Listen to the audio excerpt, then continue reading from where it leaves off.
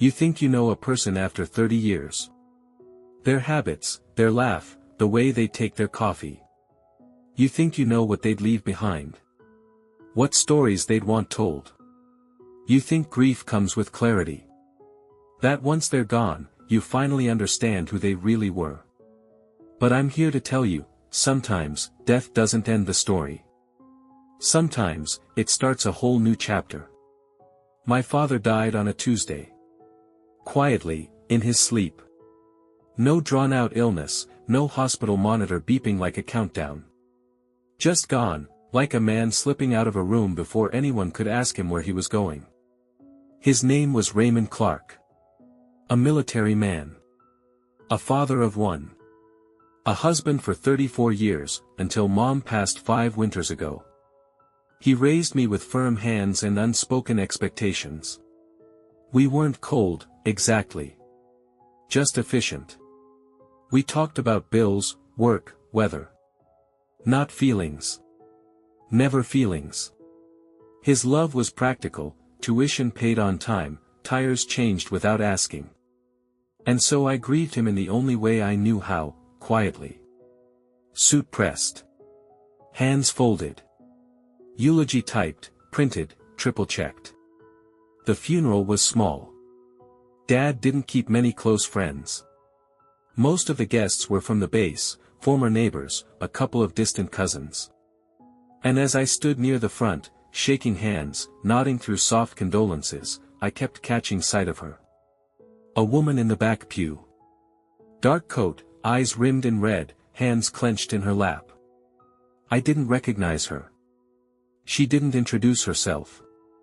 And when the service ended and the slow shuffle toward the exit began, I turned to ask someone who she was, but she was already gone. I didn't think much of it. Grief pulls strangers into strange places.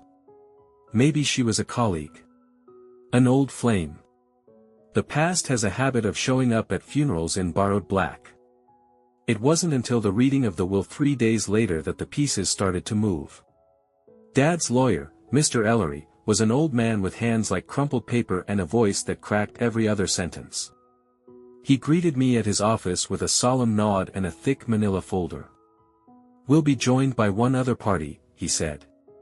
I blinked. "Who?" Before he could answer, the door opened behind me. And in walked the woman from the back pew. Same dark coat. Same quiet eyes. "This," Ellery said, "is Ms. Danielle Foster. Your father's daughter." I laughed. Actually laughed. A short, stunned sound that didn't feel real. "That's not possible," I said. "I'm his only child." Ellery didn't blink. "Your father named her in the will. We have legal documentation, and a letter written in his hand." Danielle stepped forward, eyes steady. "I didn't come to take anything," she said. "I just came to find out who he was." I couldn't speak. My father.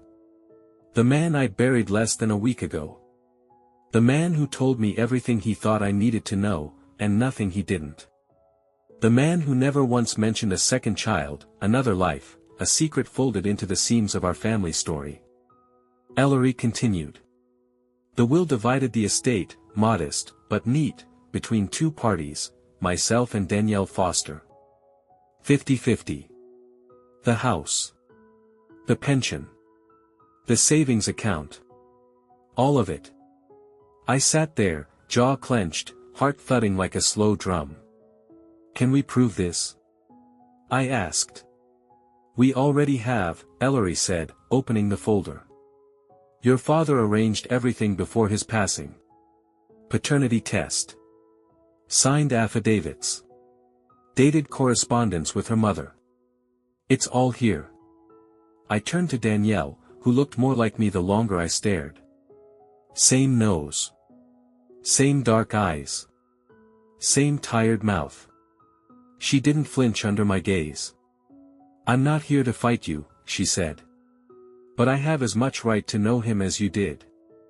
And suddenly, I wasn't mourning one father, I was mourning 2.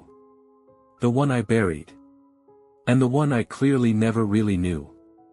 There's something sacred about a man's handwriting, especially when he's gone. The loops, the pressure, the rhythm of someone who thought they still had time to explain themselves. When Mr. Ellery slid the letter across the table, I didn't touch it right away. Just stared at my father's name, scrawled in black ink at the bottom, like it might burn if I got too close. Danielle didn't say anything. Neither did I. Ellery cleared his throat. Your father asked that you read it in private, but, the choice is yours. I took it. My fingers shook more than I'd like to admit. It was a simple envelope. No, to my son. No, I'm sorry. Just my name. Daniel. My full name. He only ever used it when he was serious. Back at home, I poured myself a drink, sat at the kitchen table, and opened it. Daniel. If you're reading this, then I'm gone. I always figured I'd explain this to you in person, but time has a way of running out before a man's courage catches up. So this will have to do. Danielle is your half-sister. Her mother's name was Marissa Foster. I met her while I was stationed in Norfolk. I was young, scared, and selfish. We were never married, but she was a good woman. When she told me she was pregnant, I panicked. I thought I could make it all go away by going home, marrying your mother, and pretending I had a clean slate. I paid support. Quietly. No courts. No drama. I visited once, maybe twice a year. I kept it from your mother. From you. From everyone. And that shame followed me all my life. But Danielle, she never asked for anything. Not even this. She only reached out a year ago, after her mother passed. That's when I started writing this. You deserved better from me, son. So did she. Take care of each other, if you can. But if you can't. I understand. Dad. I read it twice. 3 times. It didn't make the betrayal hurt less. But it made it feel human. And that, somehow, was worse. Because when someone does something awful and knows it, when they carry it for decades and still can't say it out loud, it leaves you with nothing to rage against but time. The next day, Danielle called. Ellery must have given her my number. I let it ring the first time. Then the second. Third time, I picked up. Hey, she said. Her voice was careful, but not timid. She wasn't playing victim. Just waiting. Hey, I said. Silence. Then, did you read it? Yeah. Another pause. I'm not asking for your forgiveness, she said. I'm not even sure I'd offer it, if I were you. That surprised me. I cleared my throat. I don't know what to do with this. Me neither, she said. I've lived my whole life knowing about you. You didn't even know I existed. You've known about me. She hesitated. Yeah. Since I was 9. He told me in pieces. Showed me a photo once, your high school graduation. Said you were a good kid. That hit me harder than I expected. He talked about me. In a life I wasn't allowed to know about. We talked for 10 minutes. 20. An hour. Nothing deep. Just surface things, her job, graphic design, her apartment, second floor walk-up, the city she grew up in. She mentioned a dog. I asked its name. She laughed. It was the kind of conversation you have when you're slowly unfolding a map you didn't know was in your glove box, and finding that half the landmarks match your own. We agreed to meet. Nothing formal. Just coffee. Neutral ground. Before she hung up, she said, I don't want the house. Or the money. That's not why I'm here. I didn't answer right away. Because maybe it wasn't why she came. But it sure as hell was going to be part of what came next. We met at a little cafe downtown. One of those places that tries too hard to look like it doesn't try at all, exposed brick, Edison bulbs, scones the size of a baby's head. I got there first, sat near the window, and kept staring at the empty chair across from me like it was holding the ghost of every question I didn't know how to ask. Danielle showed up 10 minutes late. No makeup. Hair tied back. Hoodie and jeans. She looked like someone showing up for a job she wasn't sure she wanted. "Hi," she said, sliding into the seat. "Hey." No handshake. No hug. Just awkward half-smiles and the kind of silence that tastes like old family recipes and burned bridges. We ordered coffee, black for me, oat milk latte for her, and then just sat. For a while, we didn't talk about him. We talked about the weather. About the art on the cafe wall. About how loud the blender was. But eventually, the dam broke. "He wasn't a bad father," she said, staring at her cup. "At least, not to me. But he wasn't a full one, either." I nodded. "I never hated him," she continued. "Not really. I mean, I had questions. But my mom, she didn't let bitterness fill the room. She always said, some men live in halves. Doesn't mean they don't love you. Just means they never learned how to hold everything at once." That sat heavy between us. "Sounds like she was a good woman," I said. "She was. Tough, but soft around the edges. Made sure I didn't grow up resenting the world. She never tried to get more from him." "No," she said, meeting my eyes. "She never wanted a courtroom. Just respect. He gave what he could. It wasn't enough, but it was something." That's when it hit me. I'd spent days being angry. At the lie. At the silence. At my dad for letting me believe I was his only legacy. But sitting there, across from the person who got only scraps of the man I grew up knowing, I realized something I hadn't let myself admit. I'd gotten a better version of him. He was at my soccer games. My graduation. My mother's bedside when she passed. Danielle didn't get any of that. She got birthday cards signed in shaky block letters and short visits that probably felt more like apologies than affection.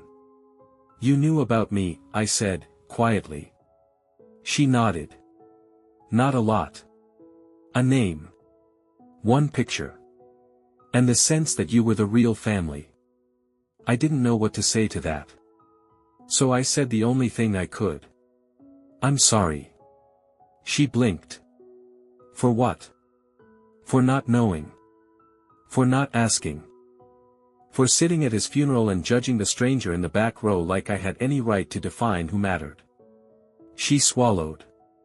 "You didn't know." "I should've." The words hung there. Honest. Uneasy. Heavy as bricks.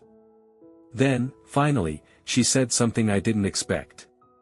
"Do you remember the year he broke his arm?" I nodded. "He said he slipped on the porch. That's not how it happened." She smiled, sad, knowing. "He was helping me move out of my college apartment. Tried to carry a box of books down a fire escape. Slipped. Broke it clean. Called me later and said not to tell you or anyone else." I sat back, blinking hard. All these years I thought I knew my father. Every scratch on his knuckles, every stiff shoulder explained by yard work or aging. But now, the stories started shifting. Bending. Stretching to fit truths that had lived just outside my view. And then, in a voice so quiet it nearly vanished between us, I said, "You're my sister." She looked at me. Eyes wide. Guard lowered. And she nodded. "Yeah," she whispered. "I guess I am." It wasn't dramatic. No music swelled. No tears streamed. But something clicked. A door opened. And for the first time since Dad died, I didn't feel like I was walking through the wreckage alone. Grief's strange like that, it opens up space you didn't know was there. Some folks fill that space with anger. Others with questions. Me? I filled it with curiosity. Because once you learn the man who raised you had another life tucked quietly behind yours, you start looking at everything twice. About a week after that coffee with Danielle, I found myself in Dad's attic. I hadn't touched the place since the funeral. We kept meaning to sort through it. Old Christmas lights, yellowed tax returns, the junk drawer of an entire lifetime. But that night, I climbed up the steps with a flashlight and a gut feeling that something up there still had his fingerprints on it. The dust hit like a memory. Same creaky beams, same cracked window that never quite shut all the way. I started going through boxes, military discharge papers, love letters between him and my mom, a Boy Scout sash I hadn't seen since middle school. Then I found the box. It wasn't labeled. Just taped neatly, like it had been packed with purpose. Inside were photos. Not the ones I grew up seeing in frames. These were raw. Real. Unfiltered. Danielle as a baby, swaddled in a blanket with a hospital bracelet still on her wrist. Another of her at maybe 6 or 7, standing next to my father outside a gas station, him in his uniform, her with a shy smile, holding a slushie in one hand and his pinky in the other. Letters. Cards. Drawings signed Danny. There were tickets to one of her school plays. A graduation announcement. A postcard from her study abroad year. Each piece tucked away like it was too precious to show the world, but too painful to throw away. And then, near the bottom, was a photograph that stopped me cold. It was all of us. Me. Danielle. Him. 3 people in the same frame. I was maybe 8, standing with Dad at a park. Danielle, just a toddler, was in the background on a blanket with a woman who must have been her mother. I looked happy. So did he. He'd brought us together, once. Quietly. Secretly. Like maybe he wanted to believe he could hold both lives in the same hand for a moment without it breaking. I took the photo and slipped it into my coat pocket. The next morning, I called Danielle. Want to visit him? I asked. She didn't ask who I meant. She just said yes. We met at the cemetery under a pale sky. Still winter. The kind where the air feels like it's thinking about snow but never commits. Dad's grave was simple. Name. Dates. A short quote, duty before all. Danielle brought flowers. She didn't say what kind. I didn't ask. We stood in silence for a while.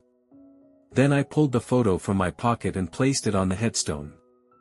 I found this, I said. She picked it up, eyes scanning slowly. I don't remember this day, she whispered. Neither did I said. But it happened. She set it back down. We stood there, not saying much. Just being. 2 people bound by blood and omission, staring at the space between truth and regret. Eventually, Danielle said, he was good to me. Not always present, but kind. I think he wanted to do right by everyone, just never figured out how. Yeah, I said. He used to fix things with his hands when words didn't come easy. But some things need words. She nodded. Then she reached into her coat and handed me something small. It was a compass. Old. Brass. Worn down around the edges. This was his, she said. He gave it to me when I turned 18. Said I'd always find my way home.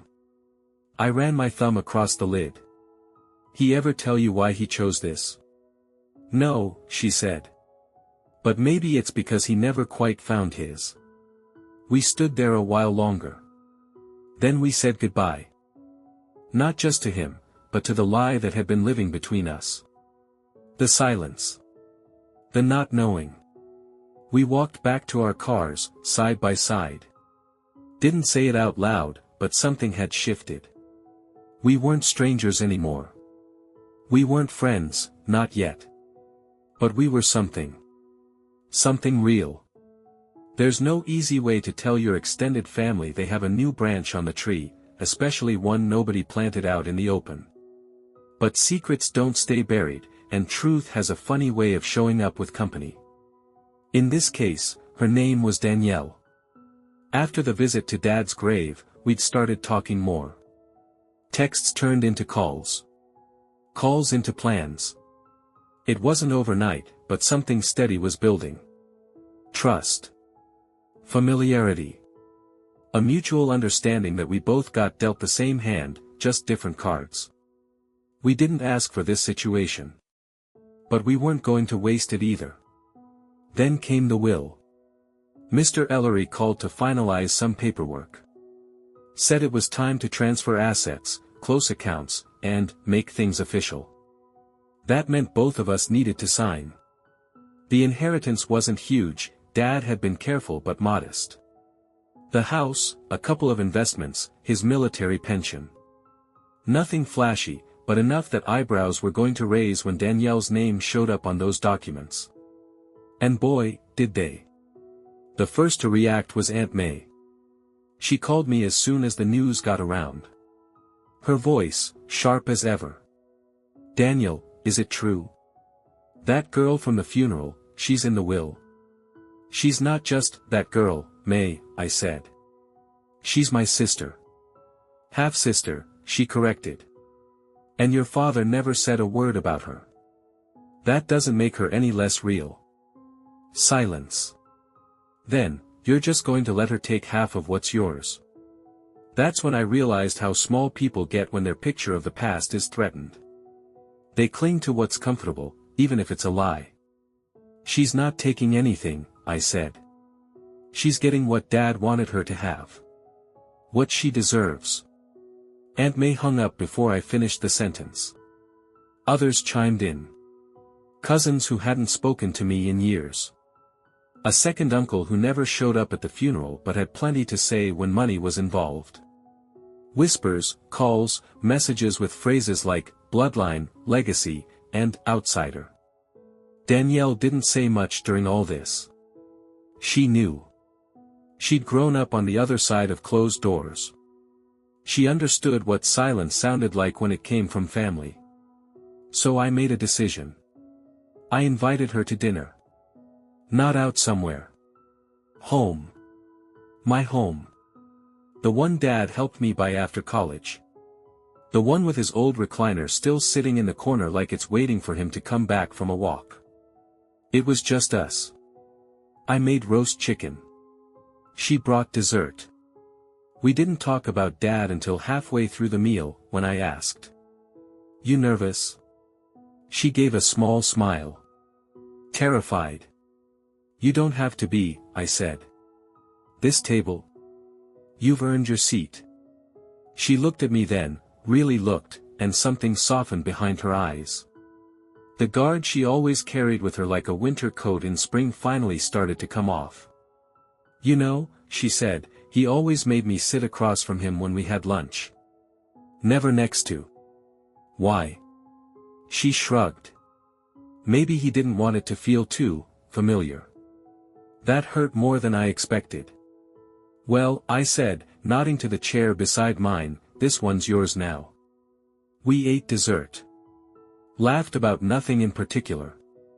Talked about our favorite childhood shows, weird old teachers, and the ways we used to imagine adulthood would look. After the dishes were done, I showed her Dad's old letters, not just the one he left for me, but others I'd found in the attic. Cards he'd never sent. Notes he'd scribbled on receipts. Guilt in handwriting. Regret in ink. She didn't cry. But she held one of the notes a long time. The next day, we signed the final papers at Ellery's office. The estate was now officially shared. 50-50. Not because she fought for it. But because Dad had finally stopped hiding. And because I refused to. It happened on a Sunday. Of course it did. Sunday was always Dad's day, yard work in the morning, football in the afternoon, dinner at 5 whether you were hungry or not. So when I decided to host the first real family gathering since the will, I chose Sunday. Not for tradition. For closure. For something new. It wasn't big, just the usual handful. A few cousins. Aunt May, reluctantly. Michael from Mom's side. Lily with her boys. Enough faces to fill the living room and enough opinions to stir the air the second Danielle stepped through the front door. I won't pretend it was warm. The temperature in the room dropped by a full degree. She wore navy, simple, clean, respectful. Brought wine. Said hello without waiting to be welcomed. I watched the faces around the room when she set the bottle down on the counter like she belonged. Some gave polite nods. Others stared like they were waiting for the punchline of a long, uncomfortable joke. She ignored them. Sat beside me. I carved the roast. Poured drinks. Made small talk that never once touched the word inheritance. And about halfway through the meal, it happened. Aunt May, God bless her, set her fork down, folded her hands, and asked the question no one had dared speak out loud until then. So, she said to Danielle, tone sweet as vinegar, how exactly do you fit in again? The room went dead quiet. Danielle looked at me. And I looked right back at Aunt May. She's my sister, I said. Not half-sister. Not technically. Not well, you see. Just sister. Aunt May opened her mouth, then closed it. And that was that. Later, after dinner, I asked Danielle if she wanted to see something. I led her into the study where I'd hung a new frame. It wasn't fancy, just a black border around a photo we'd taken the weekend before. Her and me, sitting on Dad's old porch swing. No one else in it. No past weighing it down. She stared at it for a long time. You really put this up? I nodded. Figured it was about time. There were other photos on the wall, of course, Dad in uniform, Mom at the lake, me in cap and gown. And now her. Not off to the side. Not tucked in a corner. Right there in the middle. Later, as folks started to leave, one of the little cousins, maybe 6 years old, tugged on my sleeve. He looked up at Danielle, then whispered to me, who's she? And I smiled. Put a hand on his shoulder. That's my sister, I said. She was always part of the story. We just hadn't turned the page yet. He nodded like that made perfect sense and ran off. And in that moment, I realized something. Family isn't who you're told to remember. It's who shows up. Who stays when the silence gets uncomfortable. Who doesn't flinch when the truth knocks on the door holding a history you never asked for. Danielle stayed. And so did I. So when people ask now, who is she? I don't hesitate.